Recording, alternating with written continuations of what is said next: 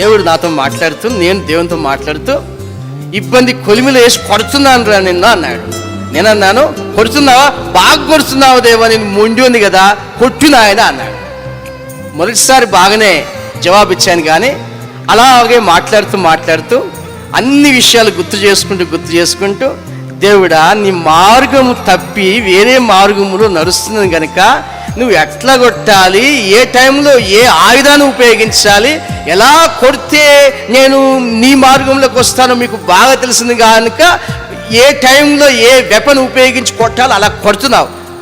Thanks lord, వందనాలు దేవా, నువ్వు నన్ను కొడుతున్నందుకు వందనాలు ప్రభువా, నువ్వు నన్ను కొడుతున్నందుకు వందనాలు ప్రభువా, నువ్వు నన్ను కొడుతున్నందుకు వందనాలు ప్రభువా. ఇదే మాట చాలాసార్లు అంటూ ప్రార్థన చేస్తూ అంటూ నువ్వు కొట్టపోతే నన్ను ఎవరు కొడతారు? నువ్వేగా నన్ను కొట్టేది. నువ్వు నన్ను కొట్టాలి. కొట్టినా నువ్వే, పెట్టినా నువ్వే, పెట్టాలన్నా నువ్వే, కొట్టాలన్నా నువ్వే, సంపాలన్నా నువ్వే, బతికియాలన్నా నువ్వే, ఆరోగ్యం ఇవ్వాలన్నా నువ్వే, అనారోగ్యం కలగజేయాలన్నా నువ్వు తప్ప ఇంక వేరే ఆశ్రయం ఏమన్నా ఉన్నదా? సర్వాంతర్యామివి. నువ్వు కొట్టుదేవా, నాకు పెట్టుదేవా, నాకు బుద్ధి చెప్పుదేవా, నన్ను సరైన మార్గం నడిపించుదేవా, నేను చక్కగా లేను దేవా, నన్ను చక్కగా చేయి ప్రభువా. ఈ ప్రేయర్ నేను 1 గంట చేస్తూ ఉండగా కన్నీళ్ళు కారుతా ఉన్నాయి.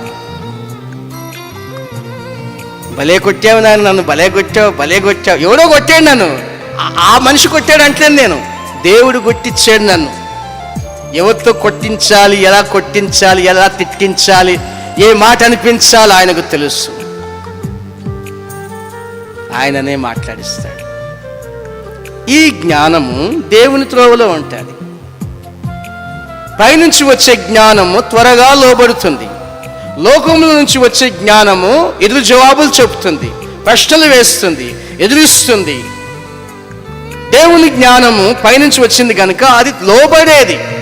ఈ మాటలు గ్రంథములు రాయబడ్డాయి.